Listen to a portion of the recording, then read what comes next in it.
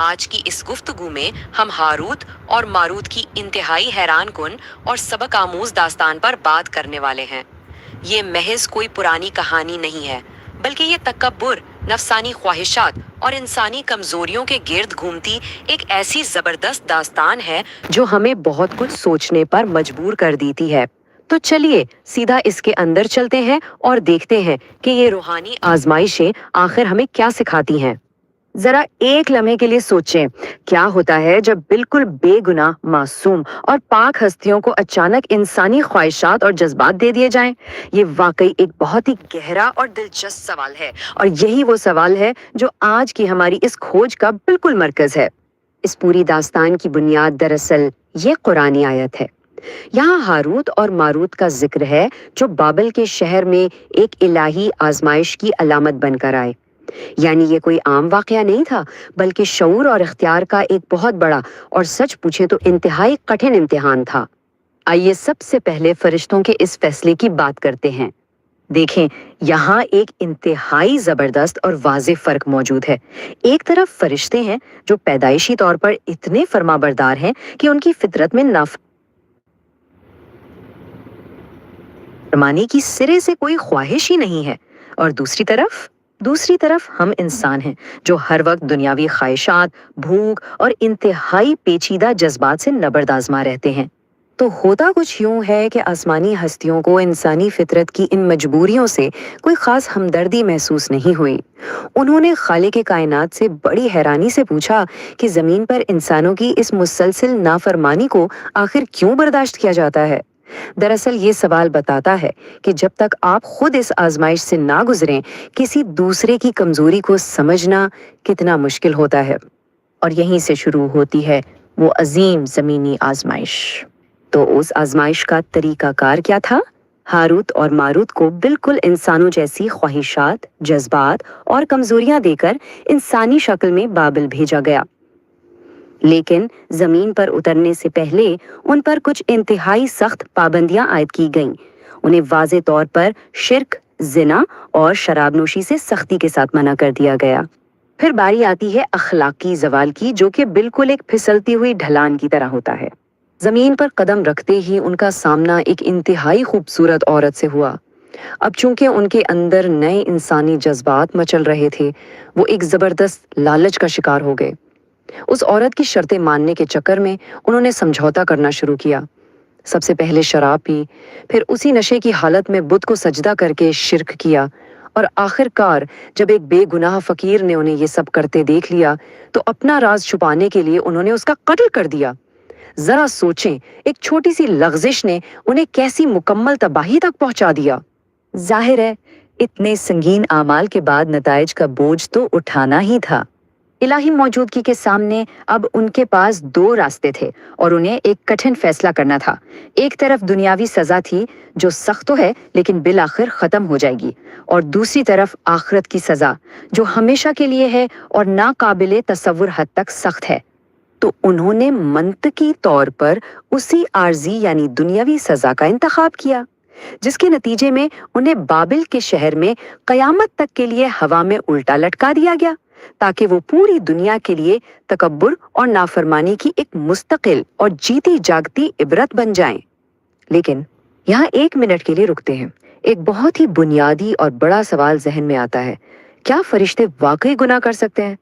ہمارے پاس موجود ماخذ میں ایک انتہائی دل فریب علمی اور کلامی بحث موجود ہے جو اس واقعے کو دیکھنے کا ایک بالکل نیا زاویہ پیش کرتی ہے۔ آئیے اسے سمجھتے ہیں، اور یہ زاویہ ہمیں جادو کی اصل حقیقت کی طرف لے جاتا ہے۔ دیکھیں، قرآن مجید کی یہ آیت بڑی وضاحت سے بتاتی ہے کہ فرشتے پیدائشی طور پر پاک ہیں اور وہ احکامات کی نافرمانی کر ہی نہیں سکتے۔ اس دلیل کا مطلب یہ ہے کہ ہاروت اور ماروت کے اخلاقی زوال کی یہ کہانی شاید لفظی نہ ہو، بلکہ یہ ایک استعارہ یا مجاز ہو سکتی ہے۔ اس زاویہ نگاہ کے مطابق ان کا اصل مشن گناہ میں پڑنا نہیں تھا، بلکہ ایک اخلاقی آزمائش قائم کرنا تھا۔ انہیں لوگوں کو یہ سکھانے کے لیے بھیجا گیا تھا کہ تباکن اور کالے جادو کو کیسے پہچانا جائے اور اسے توڑا کیسے جائے، بالکل ایک طبیب یا ڈاکٹر کی طرح جو زہر کے اثرات صرف اس لیے سمجھاتا ہے تاکہ انسان اس سے بچ سکیں۔ انہوں نے یہ علم اس لیے دیا تاکہ لوگ شیطانی اثرات کا مقابلہ کر سکیں۔ इस पूरी दास्तान से हमें आजिज़ी के कुछ ज़बरदस्त असबाक मिलते हैं। चाहे हम इस कहानी को फरिश्तों के ज़वाल के तौर पर देखें या एक इस्तिआरती आजमाइश के तौर पर, इसके रूहानी पैगाम बिल्कुल वाज़ेह हैं। पहला, ये कि खुद को दूसरों से बरतर समझना या गुरूर करना कितना खतरनाक है। दूसरा, इंसानी कमजोरियों के लिए हमदर्दी का होना कितना ज़रूरी है। तीसरा ये कि इखलाकी समझौते एक के बाद एक नए गुनाह को जन्म देते हैं। और चौथा और सबसे अहम, इल्म बजाते खुद एक बहुत बड़ी आजमाइश है। ये दास्तान हमें बड़ी शिद्दत से याद दिलाती है कि जिन लोगों ने बाबिल में इस इल्म का, इस जादू का गलत इस्तेमाल किया, उन्होंने दरअसल चंद हकीर और आर्जी दुनियावी फायदों के बदले अपनी अबदी सलामती और अपनी रूहों का सौदा कर लिया। बहुत ही घाटे का सौदा था ये। तो कहानी का निचोड़ ये है कि तकब्बुर इंसान को वाकई अंधा कर देता है। दूसरों की नाकामियों और गुनाहों पर उंगलियां उठाने या फैसला सुनाने से पहले ये तस्लीम करना चाहिए कि इंसान कितनी कड़ी आजमाइशों के बोझ तले दबा हुआ है। हमदर्दी और आजिज़ी ही वो वाहिद रास्ता है जो इस पूरी इंसानी जिदोजहद को समझ सकते हैं। और आज की ये गुफ्तगू हम इस गहरी और सोचने वाली बात पर ख़त्म करते हैं। जब किसी दूसरे की खामियों पर नजर पड़ती है तो क्या पहला रद्द अमल तकब्बर भरे अंदाज में मुजम्मत करने का होना चाहिए या फिर उन मुश्तरका कमजोरियों को समझने का जो हम सब का हिस्सा हैं? ये दास्तान हमेशा हमें अपने रवैयों पर गौर करने की दावत देती है। इस अहम मौजू पर आज साथ देने का बहुत शुक्रिया। Let's jump right into this explainer. Today, we're unpacking the deep anatomy of human accountability, pulling straight from the tafsir of Surah Al-Qiyamah. We're going to trace this really fascinating journey, starting from those quiet little whispers of our own conscience, all the way out to the massive cosmic scales of ultimate justice. So, do you ever hear that inner voice questioning your intentions right after you do something? You know the exact feeling. You make an awkward comment at a gathering, or you rush into a decision, and bam, almost instantly, this voice in your head is like, why did I just do that? Or, man, could I have handled that better? It's that relentless inner critic that absolutely loves to keep you wide awake at 2 a.m., replaying all your mistakes. Well, this universal internal dialogue is the foundational focus of our explainer today. And as we'll see, the source material gives us a profoundly spiritual framework to understand exactly what this voice is and honestly why it's so vital. The source text actually gives this inner voice a specific, incredibly powerful name, an-nafs al-lawwama. This translates to the self-reproaching soul. Now, according to the scholars cited in the text, like Mujahid and Sa'id bin Jubair, this isn't just about feeling guilty when you mess up. It's way deeper than that. This soul constantly holds itself accountable in both good and bad situations. Even when doing something good, it actually feels a sense of sorrow for missed opportunities, asking, hey, could I have done more? It is this state of perpetual hyper-awareness. And the great scholar Al-Hasan al-Basri points out a really stark defining contrast here. On one side, we have the believer. Their defining characteristic, it's exactly this self-reproach. They pause, they reflect, they literally interrogate their own motives. But on the flip side, the text describes the sinner as someone who simply proceeds ahead in total heedlessness. They just follow their whims without a second thought, completely ignoring that internal critic. So the presence or absence of this active self-interrogation, that's the ultimate dividing line. So how does this actually work in practice? The text lays out these highly practical, introspective questions a believer uses to break down their daily actions. This isn't just some abstract philosophy, it's a relentless daily grind. Step 1, what did I intend by my statement? Step 2, what did I intend by my eating? I mean, think about that. Even basic survival actions are heavily scrutinized for their true intent. And step 3, what did I intend in what I said to myself? This soul interrogates not just spoken words, but internal dialogue. It's exhausting for sure, but a totally necessary pursuit of absolute purity and intention. Moving on to section 1, the ultimate reckoning, from internal to external accountability. The core idea here is that accountability is absolutely inescapable. To counter skeptics who doubt that scattered bones could ever be reassembled, the divine response offers this profound visual proof. Yes, we are able to put together in perfect order the tips of his fingers. I want you to really think about that for a second. Every single human in history has a completely unique biometric fingerprint. The text emphasizes that the Creator's power is so absolute that even the most microscopic, individually unique features of a human being will be perfectly, flawlessly reconstructed. No detail is lost. Yet despite this undeniable reality, Human nature, well, it loves to play games of denial. We try to outrun accountability. The text explains that man desires to break out ahead of himself. Basically, this phrase means to proceed forward blindly, just chasing desires while totally ignoring the consequences. And in this state of denial, people dismissively ask, so when will be this day of resurrection? But it's a question born not out of genuine curiosity, but of a desperate attempt to reject its very existence so they can just live without any limits. But when that dismissive question is finally answered, the source text responds with some truly terrifying cosmic imagery. It uses the term barika, meaning the sight will be completely dazzled, diminished, and frankly horrified by what it witnesses. The moon's light will be entirely eclipsed, and impossibly, the sun and moon will actually be joined or rolled up together. In this moment of overwhelming cosmic terror, the text notes the natural human reaction is to desperately look for a place to flee. But the absolute truth is established right then and there. There is zero refuge, nowhere to run. All right, section 2, witness against oneself, the illusion of excuses. At this point, the veil is completely lifted. Every single thing you've sent forward and left behind will be laid out right before you. There's no chronological hiding place here. The old and the recent are all there. There's no hiding in the minutiae either. The small and the large, the whole shebang, it's all there. It's a complete, unhidden transparency of an entire lifetime of actions. And this absolute transparency reveals the total futility of our own denial. The text highlights a terrifying but deeply just concept. Nay, man will be well informed about himself, though he may put forth his excuses. Essentially, you will be your own star witness.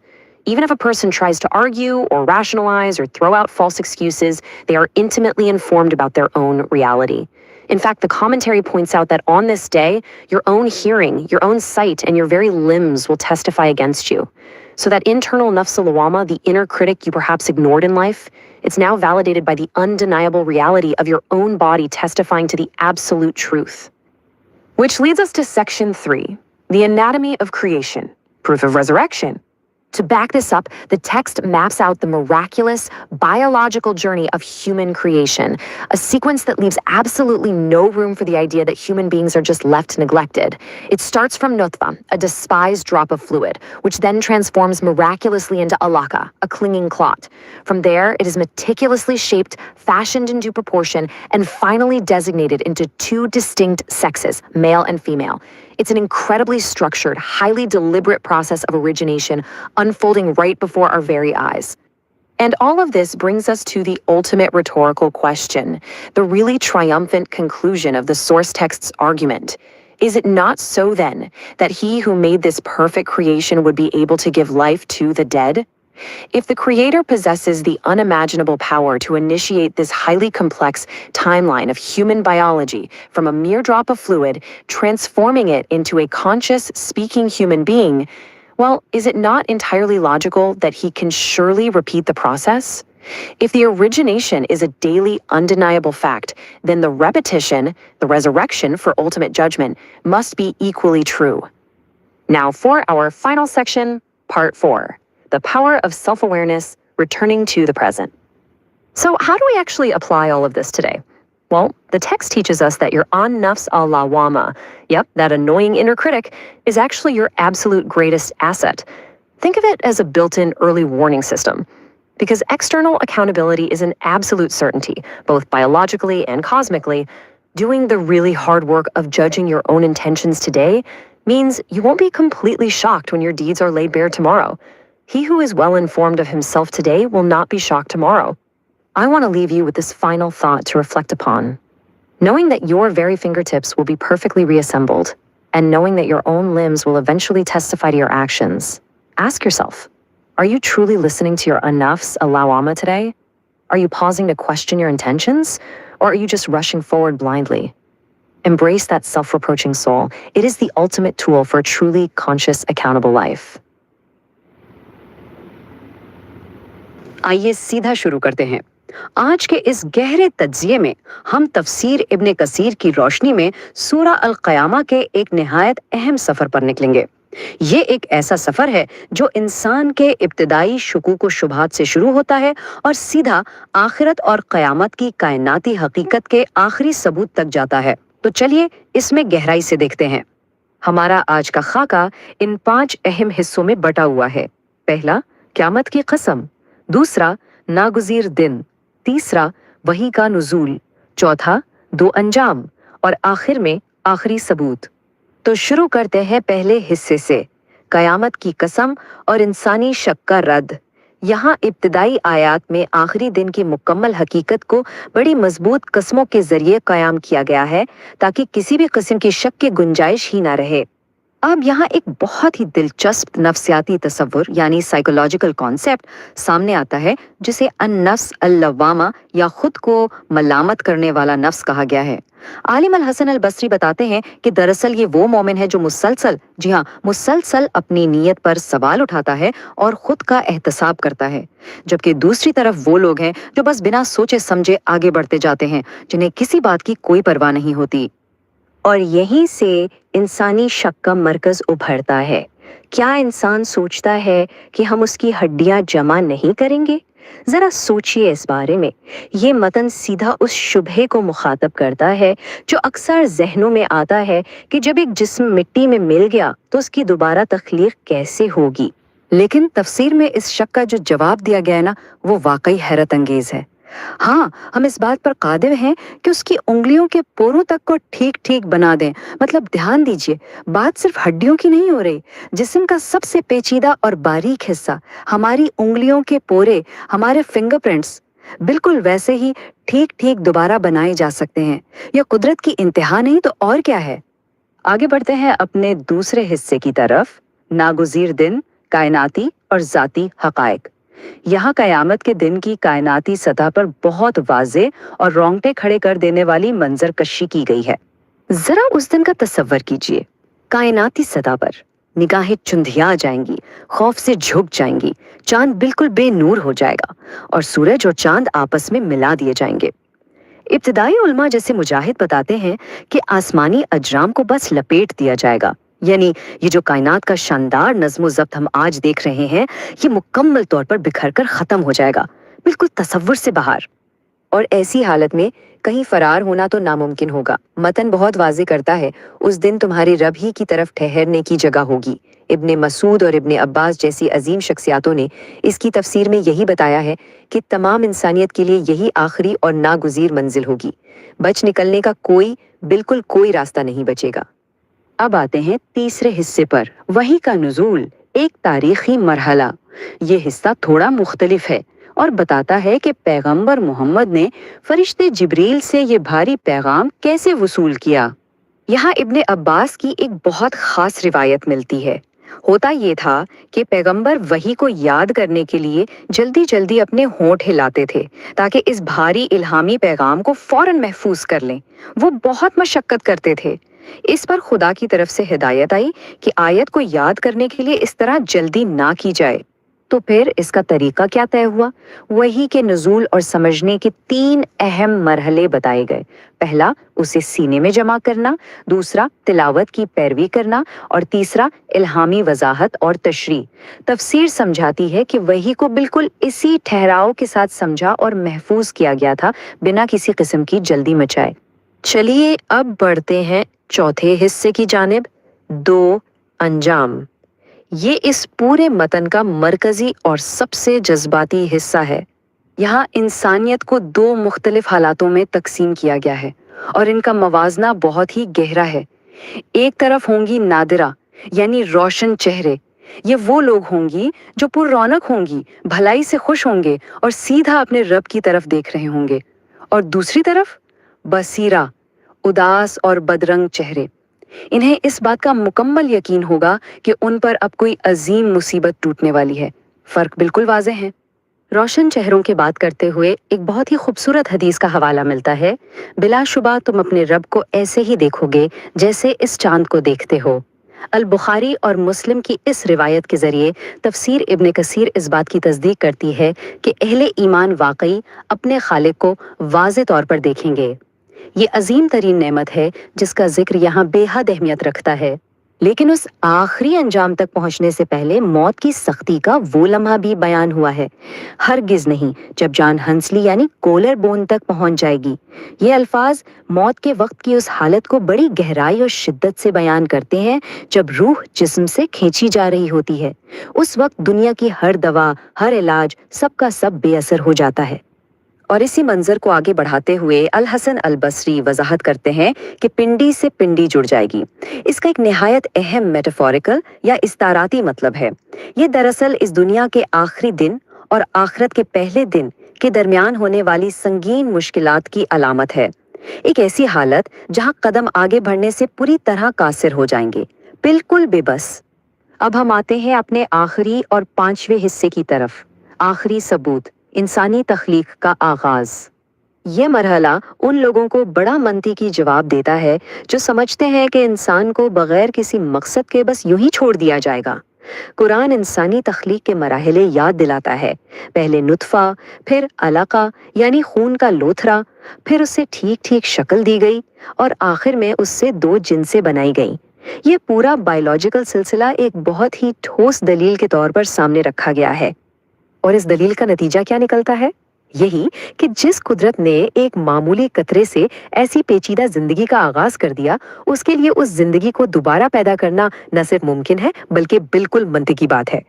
जिंदगी को पहली बार वजूद में लाना ही दरअसल उसे दोबारा जिंदा करने की सबसे बड़ी और ठोस दलील है। इस पूरे तज्जिए के बाद आखिर में हमारे पास सिर्फ एक गौर व फिक्र की दावत देने वाला सवाल बचता है, क्या वो इस बात पर कादिर नहीं कि मुर्दों को जिंदा कर दे? ये महज एक लाइन का सवाल नहीं है, ये दोबारा जिंदा किए जाने की उस मुतलक हकीकत पर गहरी सोच का एक पैगाम है। सोचिए, क्या वाकई ऐसी अजीम कुदरत के आगे कुछ भी नामुमकिन हो सकता है? All right, class is in session. Today we're doing a kind of exam review on a really fascinating topic, the intersection of ancient scripture and modern science. We're going to use our source material as a study guide to see how these two worlds, which can seem miles apart, are sometimes seen as being incredibly connected. So let's dive right in. So right off the bat, here's the big essay question. Can a text from over 1400 years ago really align with the scientific discoveries we're making today? It's a huge question for sure, and the source material we're looking at makes a really compelling case that, yeah, it can, and it all starts with the book itself. And this verse right here, this is basically the core idea. Our source presents this as a direct encouragement, almost a command, to go out and study the natural world. Look at the universe, look at your own body, and you'll find signs. So in this view, it's not about science versus faith. It's more like science is a path to faith. And get this, it's not just some throwaway line. According to the source, the Quran has around 750 verses that deal with natural phenomena. 750. That's a whole lot of text, dedicated to the very same things that science is trying to figure out. Okay, so to make this easy to follow, we're going to treat this just like a study guide. We'll break down the source's main points into 3 distinct units. We're going to start at the biggest scale you can imagine, and then we'll zoom all the way into the most personal. So, first up, the cosmos. All right, Unit 1, we're looking up at the stars, at the fabric of space and time, the whole shebang. This is where our source material starts drawing some really striking parallels between verses in the Quran and some of the key discoveries in cosmology from the 20th century. First point of comparison, the origin of the universe. The source points us to a verse describing the heavens and the earth as once being a single, joined entity before being separated. Now, what does that sound like? Well, it's being compared directly to the Big Bang Theory, which says our entire universe exploded out from a single tiny point. The similarity is that idea of separation from a unified beginning. Building on that idea, the source highlights another verse. This one talks about building the heaven with strength, and here's the key part, we are its expanders. The scientific parallel here is, of course, Edwin Hubble's game-changing discovery in 1929 that the universe isn't static, it's constantly expanding. And we've got to remember, this was a massive discovery. I mean, our source quotes the legendary physicist Stephen Hawking, who called it one of the great intellectual revolutions of his time. It completely changed how we see everything. So, the source argues it's pretty significant to find this concept mentioned in a text that's centuries old. Okay, so if the scripture mentions a beginning and an expansion, what about an end?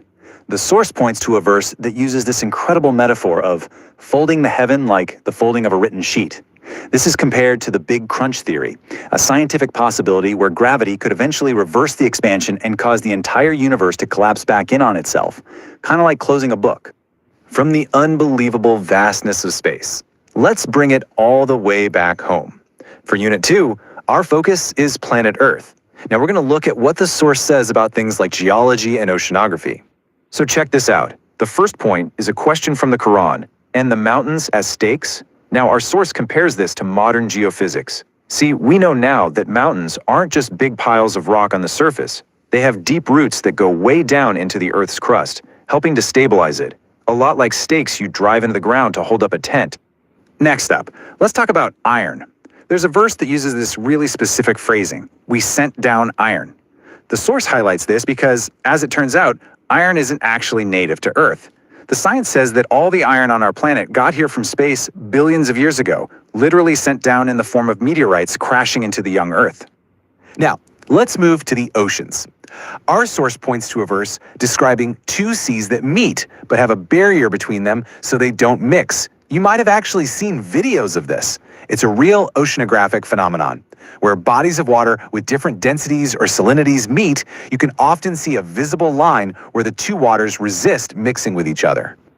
And the last point for this unit is about the sky, which a verse describes as a protected ceiling. The source connects this directly to what our atmosphere does. I mean, think about it. It acts as a shield. It filters out harmful radiation from the sun. It burns up most meteors, and it regulates our planet's temperature. It's doing exactly what a protective ceiling would do. So we've covered the cosmos and we've covered the Earth. For our final unit, we're zooming way in to the most intricate scale there is, the human body. Let's look at the parallels our source draws between scripture and modern biology. Okay, this next part is pretty detailed. The Quran describes embryonic development in these very specific stages. It starts from a drop, then becomes an alaka, which is a fascinating word that means both a leech and a clinging clot. The source notes how the early embryo both clings to the uterine wall and, well, looks a bit like a leech. After that, it becomes a mudga, which translates to a chewed substance. This is compared to the somite stage of development, where the embryo actually looks like it has teeth marks in it. So here are those stages again, just laid out simply. First, the drop. Then, the leech-like clinging form. And finally, the form that looks like a chewed substance. The argument from the source is pretty direct. How could anyone have known this visual progression without modern microscopes? You just couldn't see this with the naked eye. And this isn't just a fringe idea. Our source brings in a heavy hitter here, Professor Keith L. Moore, a world-renowned embryologist. After he studied these descriptions, he came to a pretty powerful conclusion. He said that because this knowledge was so accurate and wasn't discovered until centuries later, it must have come from a divine source. Okay, next up, pain. The source points to a verse that describes a punishment, and it's very specific. It says, when skins are burned away, new ones will be replaced so that the pain can continue. The crucial scientific connection is that link between skin and pain. We now know that the vast majority of our pain receptors are located in the skin. Without skin, you can't feel that kind of pain. It's a biological fact that wasn't really understood until much more recently. And for our final example in this unit, there's a verse that talks about being seized by a lying, sinful forehead. Now, why the forehead specifically? Well, our source connects this to modern neuroscience. The prefrontal cortex, the part of our brain right behind our forehead, is responsible for planning, motivation, and, this is the key part, for telling lies. Brain scans show this is the area that lights up when someone is being deceptive. Wow, okay, so we have journeyed from the edge of the universe all the way down to the front of our own brains. Let's do a quick final review of what we've covered, and then we'll wrap this up with one last question. So to recap our review session, Unit 1 was the cosmos, where we looked at the universe's origin, its expansion, and its potential end. Then in Unit 2, we came down to planet Earth, covering mountains, iron, the seas, and the sky. And finally, we just finished Unit 3 on the human body, focusing on embryology, pain, and the frontal lobe of the brain. And it's really important to remember, the source material presents all of these points as just a sample platter. The argument is that these aren't the only examples out there, and that as our scientific knowledge continues to grow, more of these kinds of connections might become clear. And so we end with a final, open-ended question that comes from the Quran itself. After presenting all these observations about the universe, the earth, and the human body, the text just asks its reader to reflect on it all. And with that, our explainer is done. Thanks for joining the study session. So where does magic actually come from? And I'm not talking about stage illusions, card tricks and disappearing acts. I'm talking about the deep, ancient sorcery you read about in sacred texts. Well, today, we're going to dive into one of the most incredible origin stories for magic from Islamic tradition. It's the story of two angels, Harut and Marut, and their absolutely fateful trip to the ancient city of Babylon. Here's how we're going to break it all down. First up, we're going to get into the really dramatic story of how these two angels supposedly fell from grace. It's a wild tale involving a bet with God and a serious temptation. But then, in the second half, we're going to look at a completely different interpretation, a deep theological take that flips the entire story on its head. It's a journey from a story of sin to a lesson about divine wisdom. All right, so let's set the scene. We're talking about the time of King Solomon, or as he's known in the Quran, Sulaiman. This era, according to the scripture, was just rife with sorcery. And right at the center of it all were two mysterious figures down in Babylon, and they were supposedly teaching magic to humanity. Now the Quran says this, they taught men sorcery, yet these two taught no man until they had said, surely we are only a trial, therefore do not be a disbeliever. And right there, that's the core of the whole mystery. I mean, why on earth would angels, these beings of pure light, be sent to teach the dark arts? And what could they possibly mean by this warning, we are only a trial? This one line just opens up so many questions. So, the first story begins up in the heavens. Picture this. The angels are looking down at earth and they are just appalled. They see humanity completely tangled up in sin, disobeying God, lying, you name it. They just couldn't wrap their heads around why God put up with it. And they became humanity's biggest critics.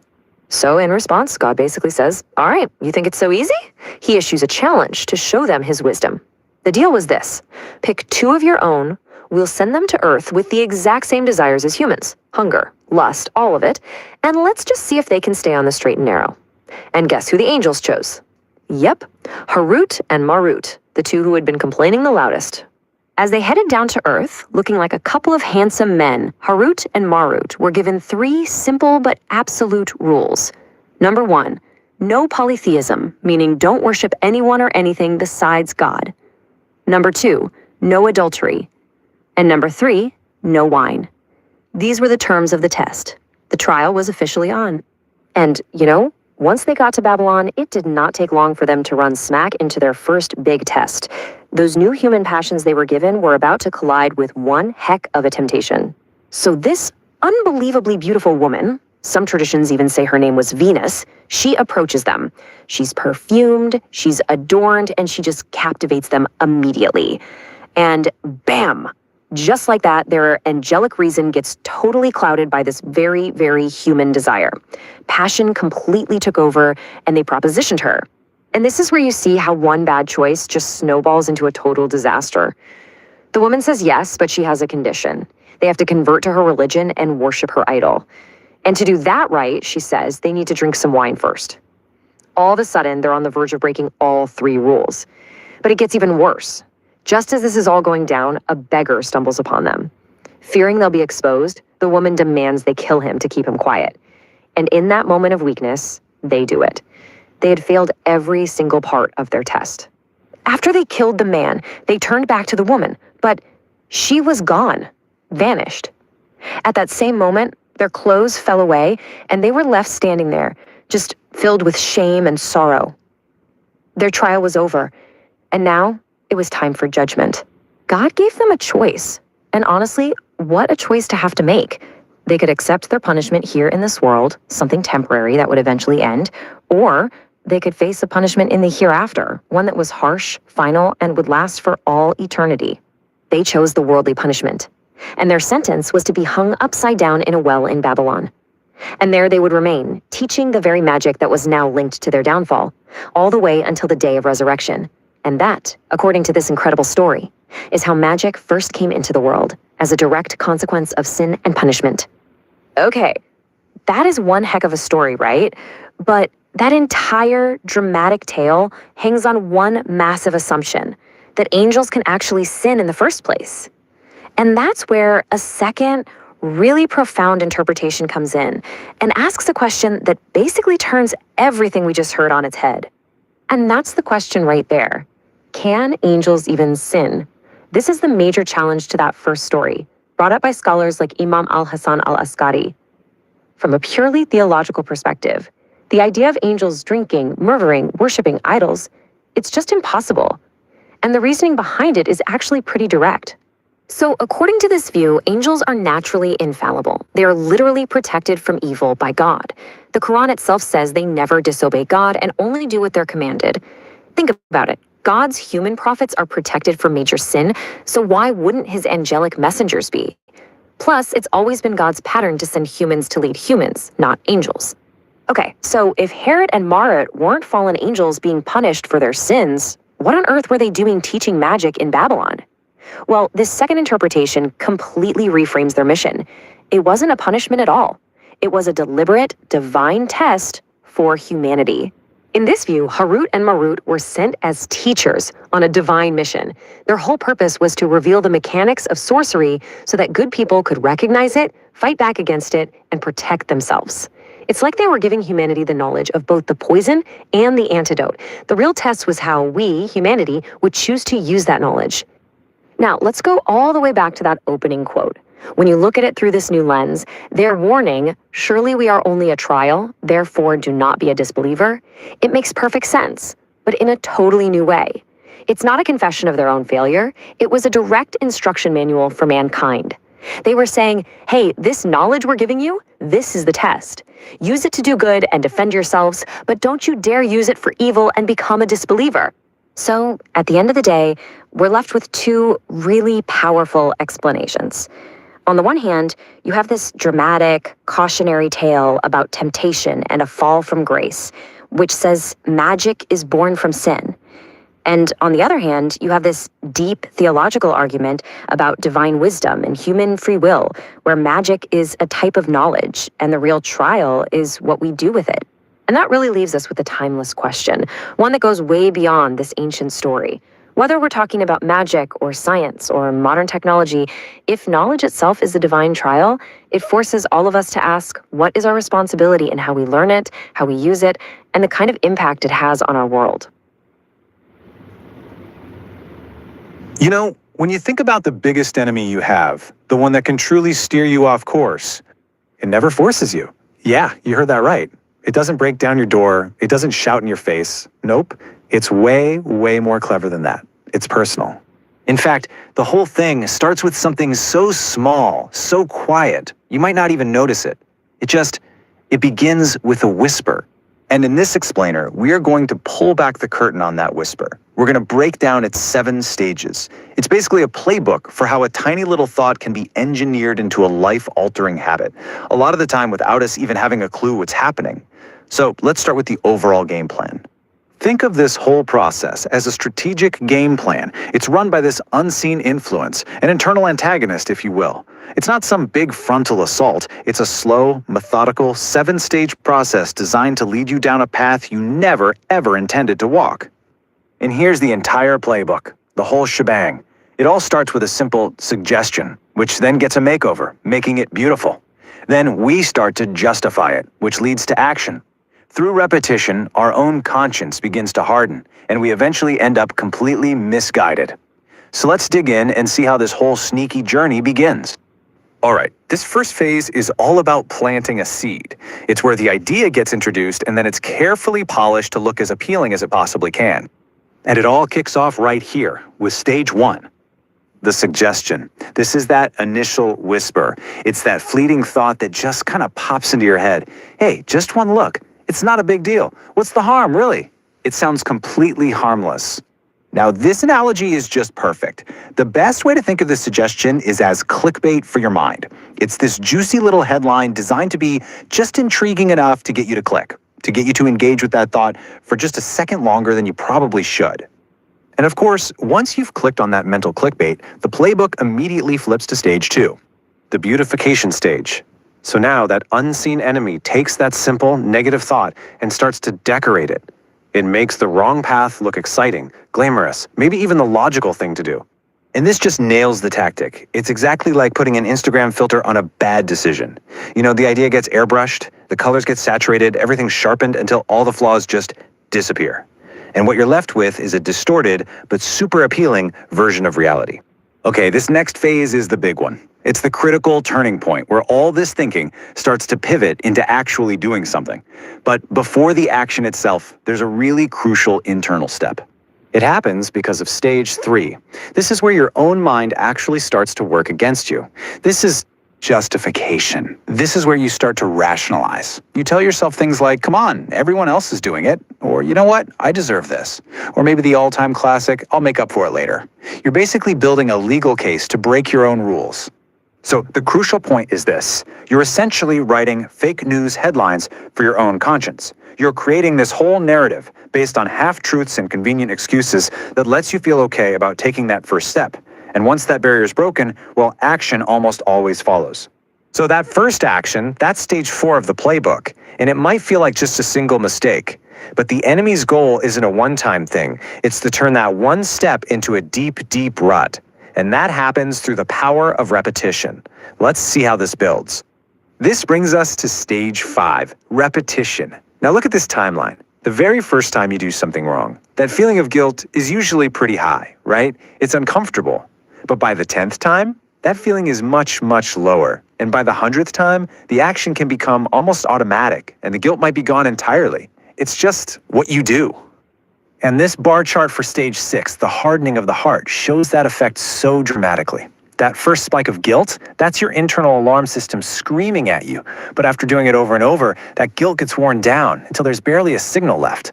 What once felt so wrong now just feels normal. And this leads us to stage 7, the final and frankly most insidious part of the playbook, complete misguidance. This is where the deception becomes absolute. And here's the most dangerous part of it all. You no longer see the problem. You might even find yourself defending your habit. You've gone so far down this path that you've forgotten where you even started. And you genuinely believe you're heading in the right direction.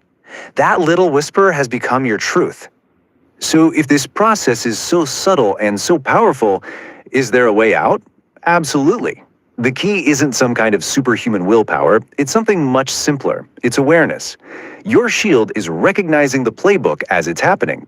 So here's the game plan to fight back. First, you gotta recognize the clickbait suggestion for what it is, a trap. When an idea seems a little too perfect, start to question the Instagram filter being applied to it. Actively challenge the fake news your mind generates to justify acting on it.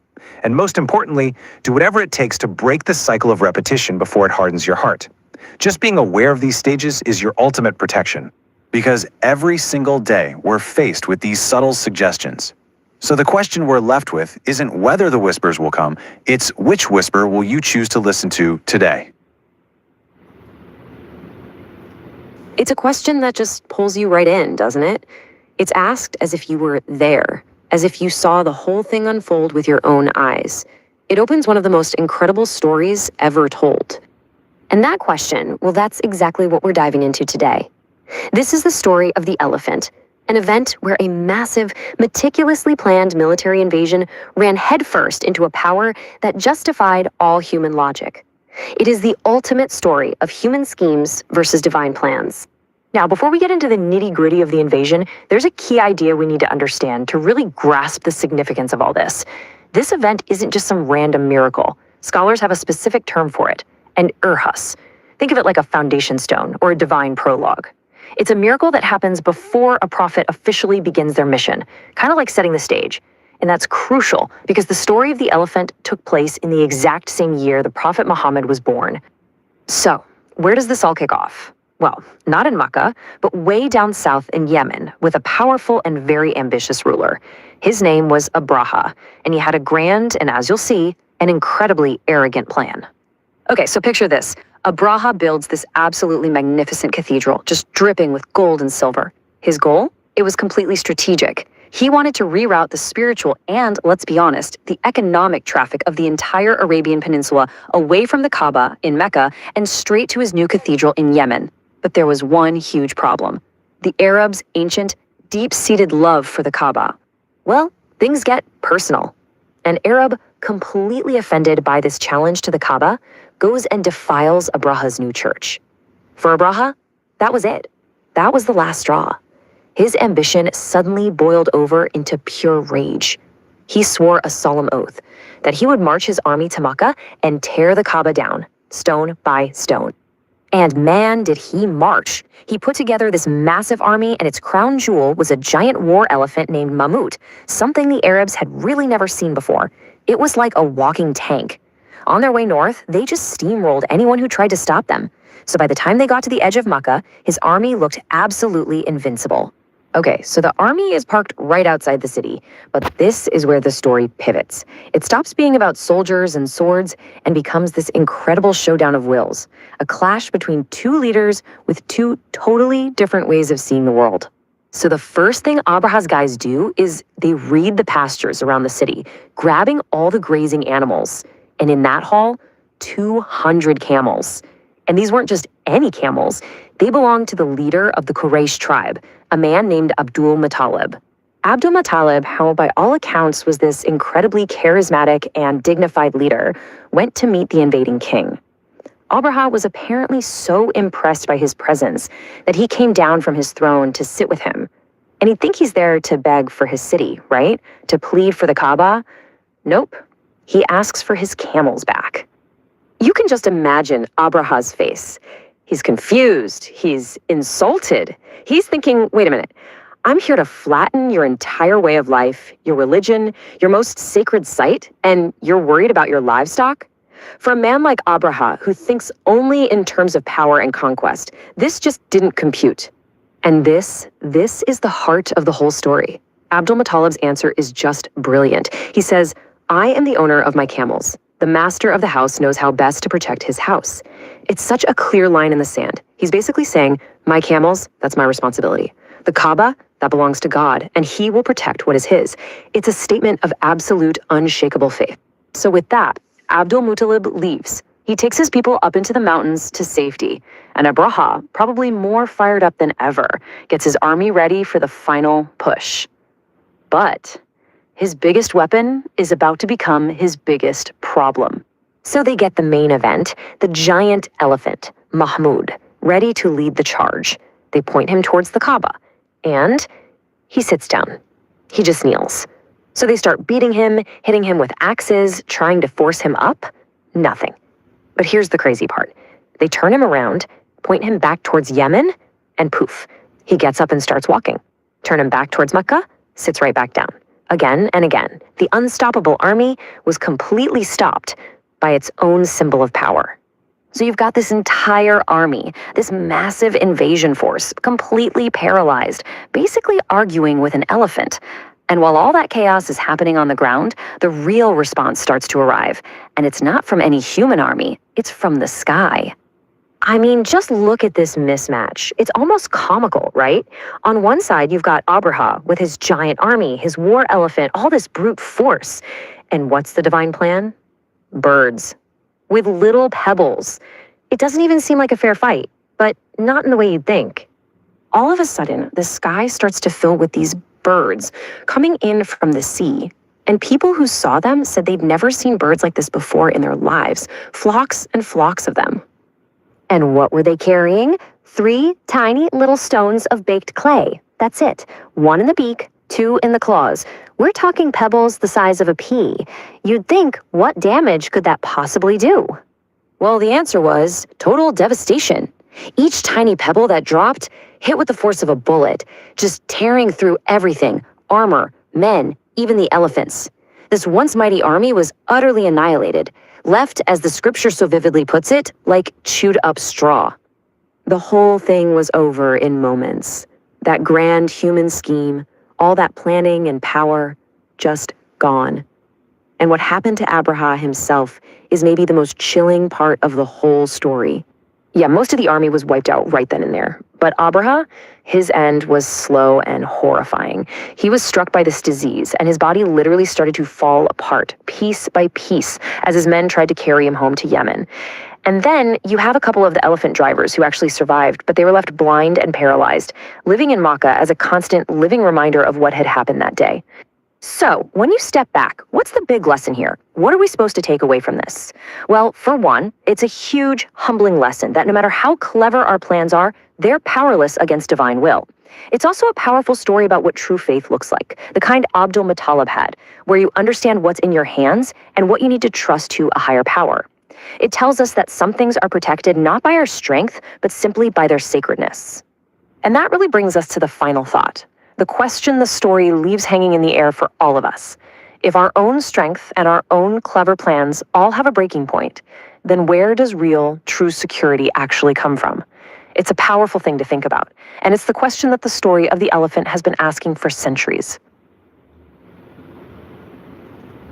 Welcome to The Explainer. You know, it's pretty amazing how just a few lines of text from way back in the 7th century can give us this incredible model for respectful disagreement. Today, we're going to unpack Surah Al-Kafirun, a short but really powerful chapter from the Quran.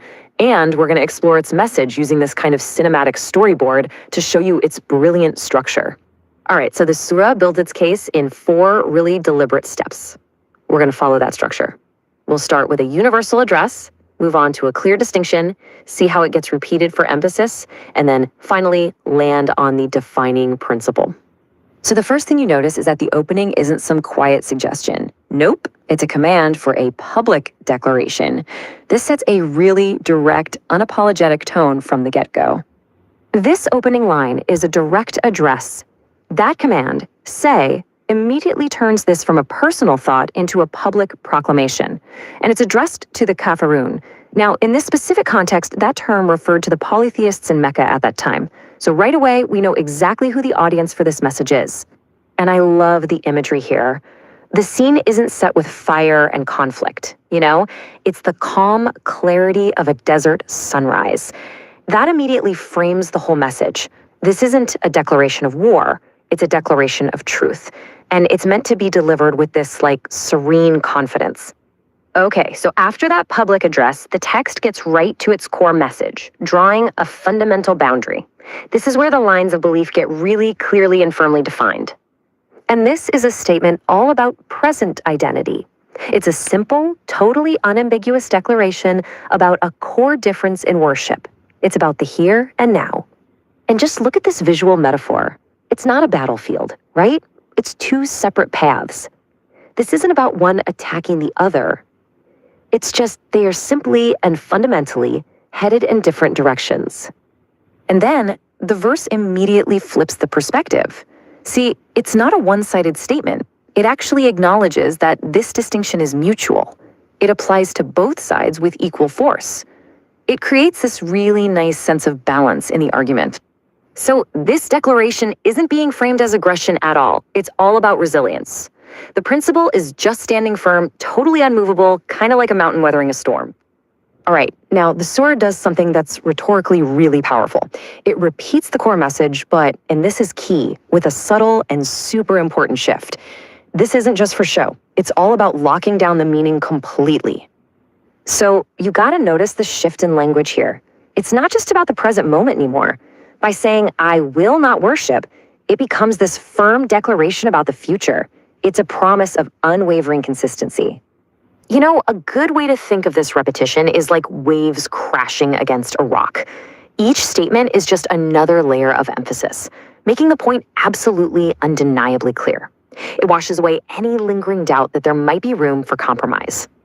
So, see, the repetition isn't just for effect. By covering both the present and the future, it basically closes any loophole for misinterpretation. It's the final word on the matter. Period. And then, once again, the mutual nature of this future promise is restated. It's like saying, just as my path is set for the future, so is yours. This creates this perfectly symmetrical, airtight argument. There are literally no loopholes left.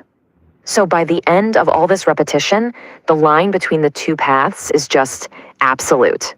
And this visual of a split sky really nails it, right? There is no gray area left. The distinction is as clear as day and night. Okay, so after establishing these super firm boundaries, the surah comes to its conclusion. But here's the thing, it doesn't end with conflict or condemnation. Not at all. It ends with a really powerful and peaceful principle for coexistence. This is really the climax of the whole declaration. It's a statement that allows for separate identities to exist without having to compromise or collide. It's the logical, peaceful outcome of everything that came before it. It says, we're different, and that's how we're going to stay. And this final image really leaves you with a feeling of profound peace. The paths don't lead to a crash course, right? They just continue on their own way, toward the horizon. This isn't some hostile division, it's a respectful separation.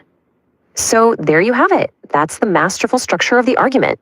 It starts with a public statement, it defines a boundary in the present, it cements that boundary for the future, and then it concludes with a principle of peaceful coexistence. Just brilliant. So what does that leave us with? This really powerful idea.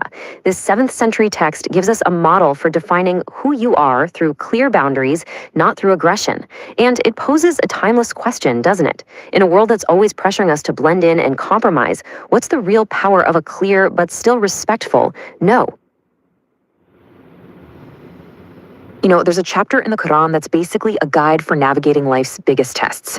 Today, we're diving deep into the 18th chapter, Surah Al-Kahf, or the Cave, to unpack 4 incredible stories about faith, wealth, knowledge, and power. So why is this chapter such a big deal? Well, there's a really powerful prophetic saying that connects reading it to being protected from the Dajjal, or the Antichrist, which is seen as the ultimate test of deception. That alone tells you just how important the lessons packed into these verses really are. All right, so here's our game plan.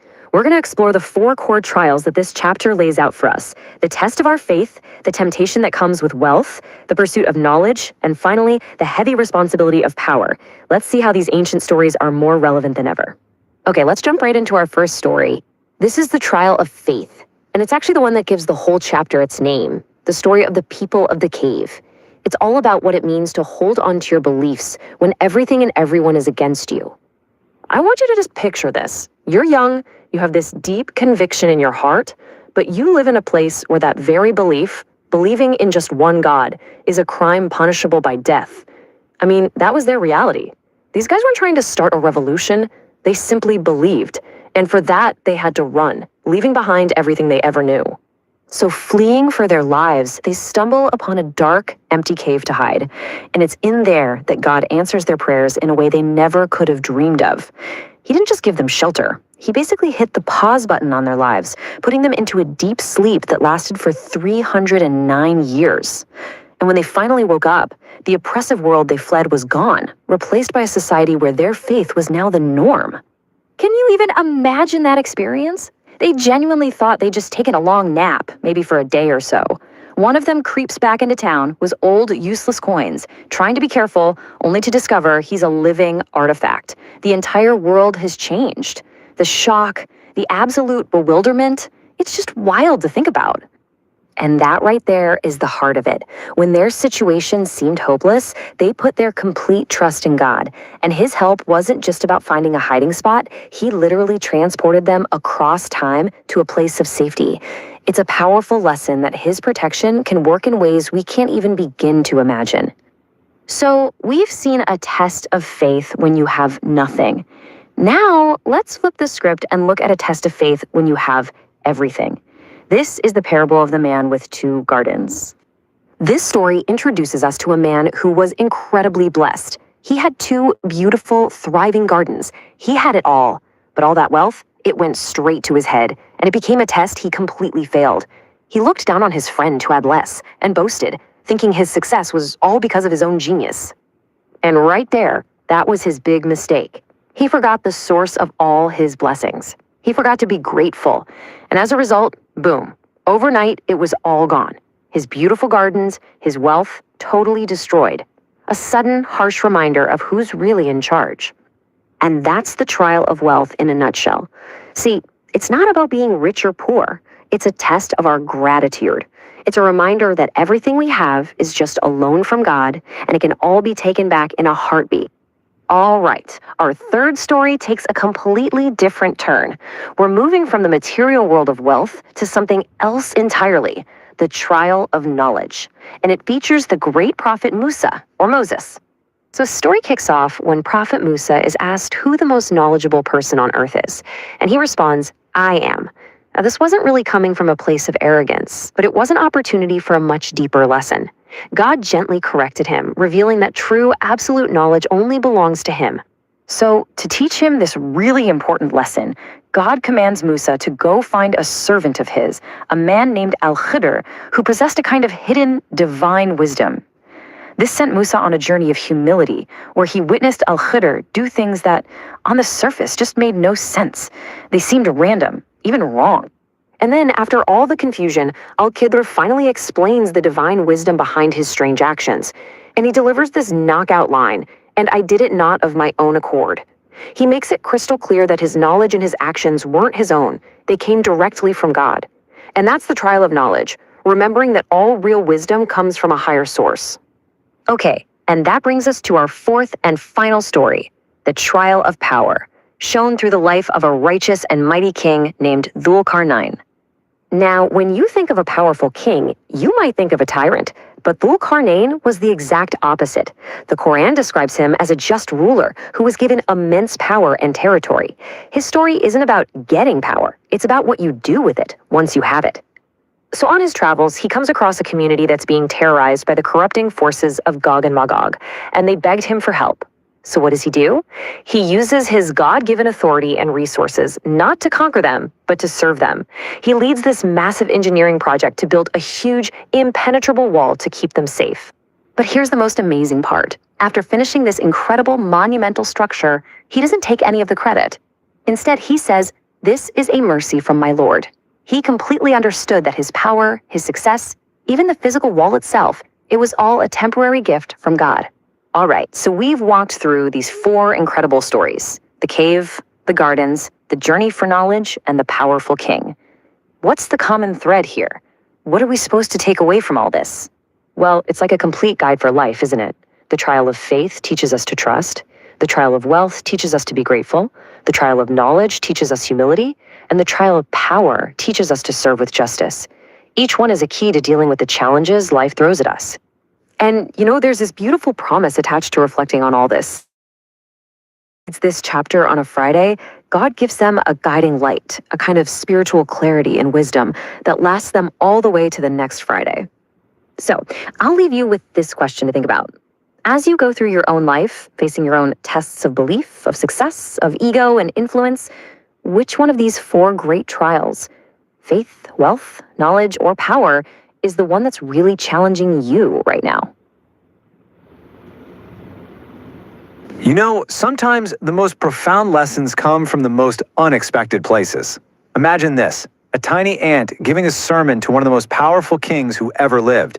It sounds incredible, right? Well, that's exactly what we're diving into today. We're exploring Surah An-Naml, or the chapter of the ant, to uncover some really timeless lessons on power and humility. So, here's the big question for today.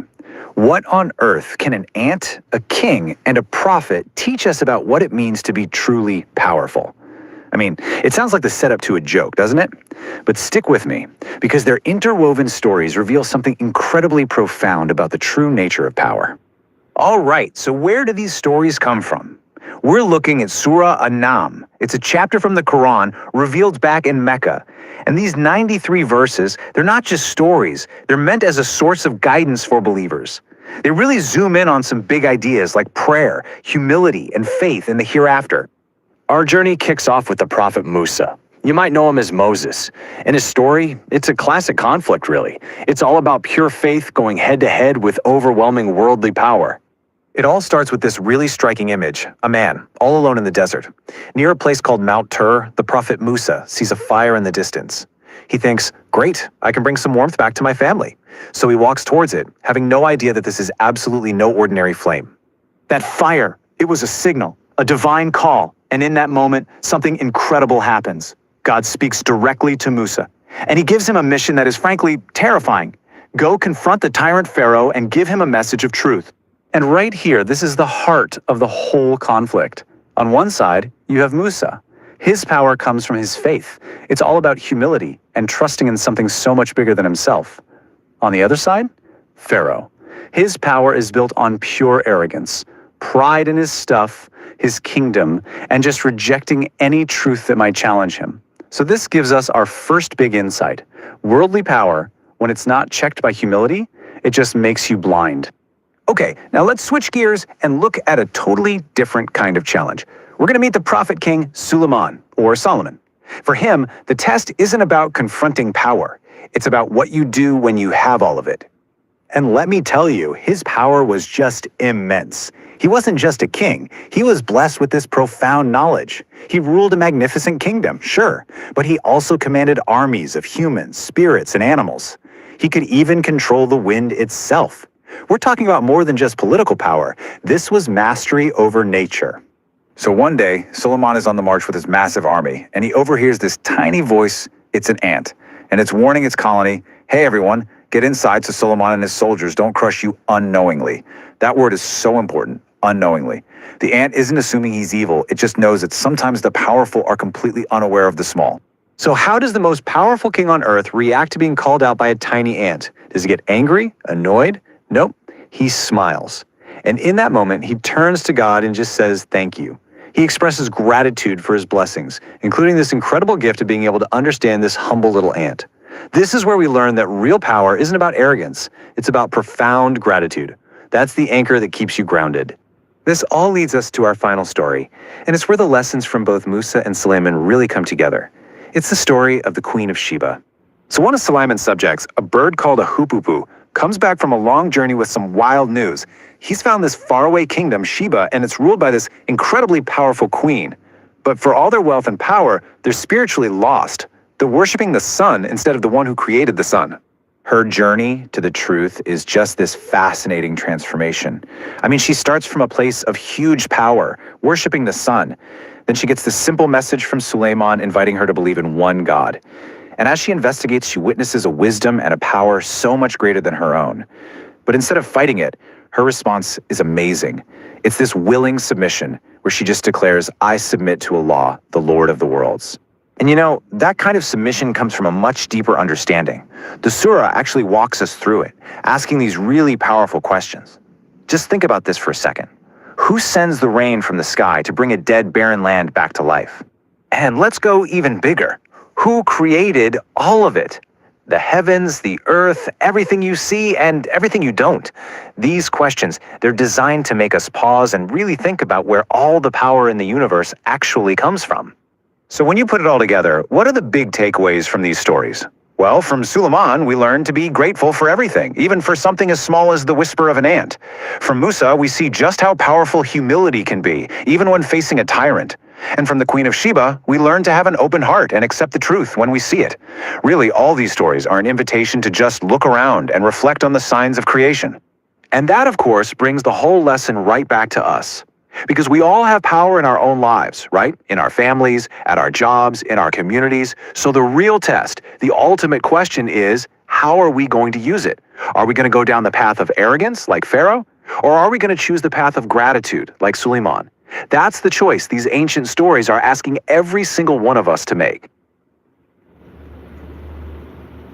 All right, let's dive into one of the most incredible chapters of the Quran, revealed right in the heart of Mecca, Surah Al-Jinn.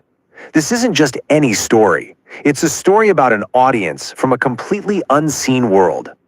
I mean, just think about that for a second. It kind of flips everything we assume on its head, right? This story suggests that the very first beings to hear the Quran really get it and then rush out to share its message weren't from our world at all. Now, to really feel the weight of this moment, you've got to picture the world where it all went down. We're in Mecca. And in Mecca, pretty much everything, power, money, who you were, it was all wrapped up in the worship of countless idols.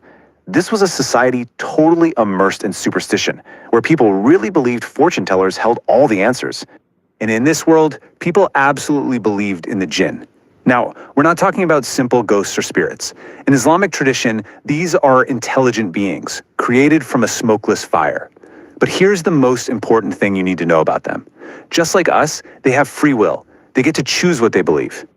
So, it's into this exact environment that the Quranic revelation starts. And this new message, oh, it was radical. It didn't just suggest adding another god to the collection. No, it said there is only one God, and that all those other practices were fundamentally wrong.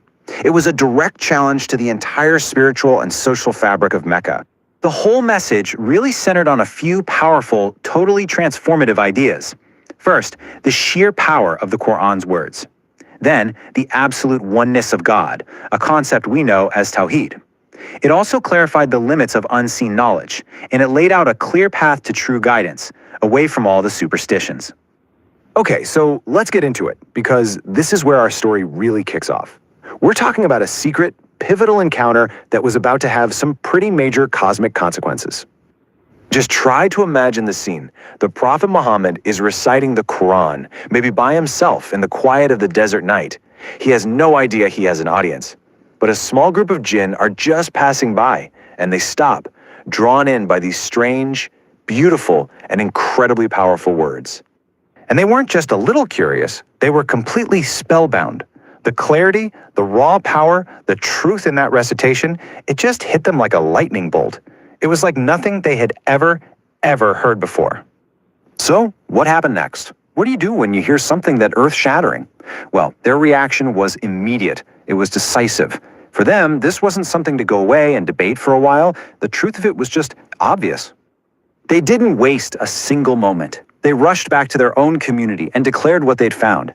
Their testimony was so simple, so direct. This Quran guides to truth. They became its first advocates, its very first missionaries, to their own kind. And you know, of all the amazing things they heard, one concept just stood out above everything else. It was the central pillar, the one idea that completely dismantled that polytheistic world of Mecca. This was the absolute core of it all. Allah is one, period. Not one God among many, but the one and only creator, the only one who deserves any worship. For the jinn and for the Meccans, this was the most revolutionary idea imaginable. The jinn also realized that something else extraordinary had happened. See, they used to try and eavesdrop on the heavens, trying to snatch bits of information to pass on to fortune tellers. But now, all of a sudden, they found the skies were guarded by shooting stars. It was a cosmic sign that the age of revelation was here, and the divine message was now sealed and protected from any interference. So this idea, this understanding of God's oneness, it had a very practical side to it. It meant that all places of worship, all masjids, belonged to Allah and Allah alone. No one else should be called upon or worshipped alongside him. It was a call for pure, direct, unadulterated worship. And this is where the jinn's experience becomes so much more than just a strange story about the unseen. It's actually a universal listen. It holds a mirror right up to every single one of us. What's so fascinating is that even after this powerful, direct encounter with the truth, not all the jinn accepted the message. Just like humanity, they had a choice. Some heard it and they embraced it. They chose the righteous path. But others heard the same exact thing and just turned away. For the ones who did believe, though, it meant a complete and total break from their past. It demanded a firm rejection of all that superstition, of seeking knowledge from fortune tellers. Instead, it meant placing one's complete trust in the one who actually knows the unseen. So, what are the big lessons we can take away from these unseen listeners? Well, first, that the Quran's guidance isn't just for humans, it's for all creation. Second, that real strength and clarity comes from understanding Tawheed, the ownness of God. Third, that this means putting our ultimate trust in Him alone, not in superstitions. And finally, it's a huge warning to avoid shirk, the one great mistake of associating anyone or anything with the Creator. And that kind of leaves us with a final thought to reflect on, doesn't it? The jinn heard this message and a group of them instantly believed it and acted on it. Their story really challenges us to ask ourselves, if beings from the unseen world were so profoundly moved by this guidance, what does that mean for us? Where is our own path leading? All right, let's dive into a chapter of the Quran that's just so practical. We're talking about Surah Al-Muzammil. It's basically a powerful guide for building that inner strength, forging that deeper spiritual connection. So let's start the ascent together. So the chapter kicks off with this incredibly personal address. I mean, it's not some big, loud public announcement. It's more like a gentle, almost whispered call. And it speaks to a feeling we can all relate to, right?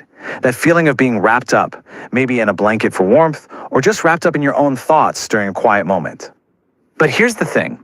That call isn't just for one specific person way back in history. No, it's for every single one of us.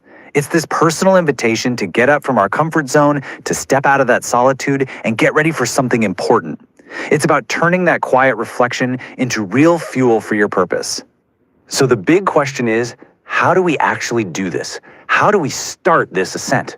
Well, what's amazing is that the surah doesn't leave us guessing at all. It actually lays out a super clear, actionable toolkit for building that spiritual muscle. So let's open it up and see what's inside.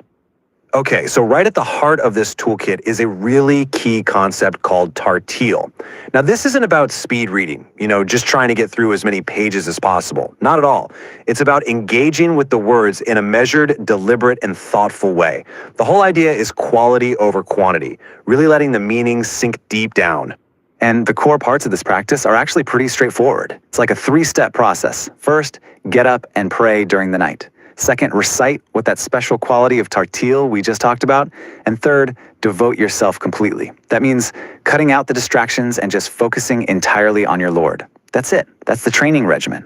But you might be wondering, why the night? Why is that time so important? Well, this verse explains it just beautifully. Think about it. The stillness of the night is the perfect time for focus. There's less going on. It's when our hearts and our tongues can really get on the same page, and the words we're reciting just hit differently. It's basically prime time for a spiritual connection. And this really highlights an essential balance in our lives, doesn't it? The night is carved out for strengthening the soul, for that quiet, private worship. And the reason is clear, because the daytime is for what the Quran calls our prolonged occupation. Our jobs, our families, all of our worldly duties. It's a seriously powerful lesson in spiritual time management. All right, so we've talked about the how of this spiritual training. Now let's get into the why. What is all this for? Why does this nightly practice matter so much? Well, the answer has everything to do with the mission it's preparing us for. And the reason is that we are being prepared for a heavy word. Now, what does that mean? It refers to the Quran itself. This isn't just a book. It's a message with incredible weight, profound meaning, and immense responsibility. We're not talking about light reading here. This is life-altering guidance, and to carry it properly, you need a strong spiritual foundation. And you see, carrying this heavy word isn't easy. It requires some very specific character traits. And that's exactly what the nightly ascent is designed to build. We're talking about the spiritual strength to stand firm, the patience you need to handle criticism, the wisdom to just graciously avoid pointless arguments, and maybe most importantly, a complete and total reliance on Allah to see you through. Okay, so right here, the surah takes a really dramatic turn. To help us understand the true gravity of this mission, we're given this incredibly stark reminder of the ultimate reality of what's really at stake. Because the context for all of this, for all our efforts, is that one day, the world as we know it will end. We're talking about a day when the very fabric of reality will be completely transformed. And the imagery used to describe this is just breathtaking. I mean, think about the most stable, solid things you know, mountains, right? Well, on that day, they'll become like a heap of sand just pouring down. It's this powerful image of the absolute collapse of the world we just take for granted every single day. The warnings keep coming with these really visceral details about what awaits those who deny the truth. And this isn't meant to be some abstract horror story. It's designed to be a wake-up call, to make us realize the serious consequences of the choices we make. And this might be the most unforgettable image in the entire chapter. The sheer terror of that day is described as being so intense that it will make the hair of young children turn white. Just let that sink in. It's such a powerful, urgent call to wake up before it's too late. But then, right after these incredibly intense warnings, the tone shifts again. It pivots back to hope. Because this whole thing is a reminder. The path back to God is not closed off. It's wide open for anyone. And the choice to take that path is entirely up to us. And that brings us to the final and really beautiful conclusion of the surah. Because after setting up this high ideal, it then provides a path of mercy. It recognizes the realities of our lives. It all comes down to sincerity over volume and consistency. This is such a perfect illustration of divine mercy. You see, the chapter starts with a pretty demanding command, right? To stand in prayer for almost 2/3 of the night. But look at how it concludes. It eases up, shifting the focus to simply reciting what is easy for you. It's all about what's manageable for each person. So why the flexibility? It's simple. Allah knows our situations. He knows our human condition. The verse itself mentions that some of us will be sick, others will be traveling for work, and others will be busy striving in a good cause. It just goes to show you that the faith is practical. It's not meant to burden a soul beyond what it can handle. So what's the key principle here? The main takeaway from this whole nightly ascent? It's this: do what you can, but do it consistently. What's valued most is that sincere, consistent effort, not some grand, sporadic burst of energy that fizzles out. A little bit done regularly is so much better than a lot done once in a blue moon. And this final verse is just such a powerful piece of encouragement. It promises us that whatever good we put forward for ourselves, no matter how small, it's not lost. Every little effort is like an investment that you will find waiting for you with Allah. And the return on that investment? It's better and greater in reward than we can even imagine. So, we'll leave you with this question. After going through this incredible toolkit for spiritual strength, what's just one small, consistent, and totally manageable action you can take to begin your own nightly ascent? Really think about it, because the path is wide open. Welcome to The Explainer. Today, we're diving into a really powerful story about faith, rejection, and divine justice.